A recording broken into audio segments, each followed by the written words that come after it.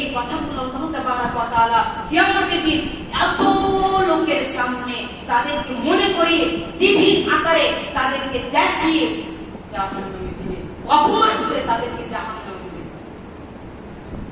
ইসলাম, যখন আমাদের পাড়ায়, যখন আমাদের গ্রামে বিচার নালিশ হয়, কোন মানুষ অন্যায় করেছে, কোন মানুষ অন্যায় করেছে, তাকে অন্যায়ের জন্য তার জন্য নালিশ করা হয়, তার জন্য বিচার করা হয়।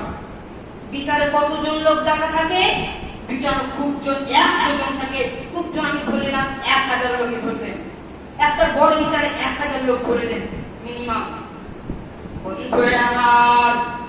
ওরে আমার কলিজার ভাই জানেরা রে, ওরে আমার কলিজার আব্বা জানেরা রে, যখন আমাদের গ্রামে, আমাদের পাড়ায় যখন বিচার হয়, কোন মানুষ গ্রামে চুরি করেছে, কোন মানুষের সাথে হত্যা করেছে, যখন তার জন্য বিচার বসানো হয়, যখন তাকে সেই জায়গায় দাঁড় করা হয়, তখন তাকে কতটাই লজ্জা লাগে, জন্যই তার মাথাটা নিচু হয়ে যায়। এটার জন্য তার মাথাটা নিচু হয়ে যায়, এটার জন্য তার মাথাটা নিচু হয়ে যায়।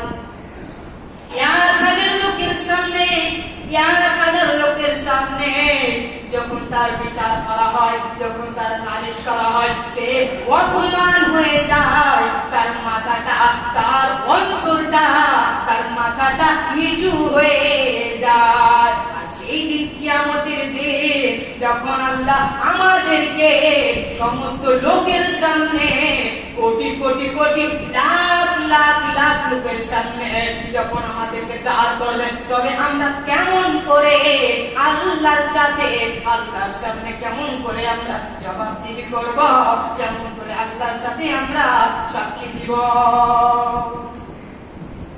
আমার আপনার ব্রেনটি একবারও চিন্তা হয় না যে কিয়ামতের দিন লক্ষ লক্ষ মানুষের সামনে আমাদেরকে অপমান করবে?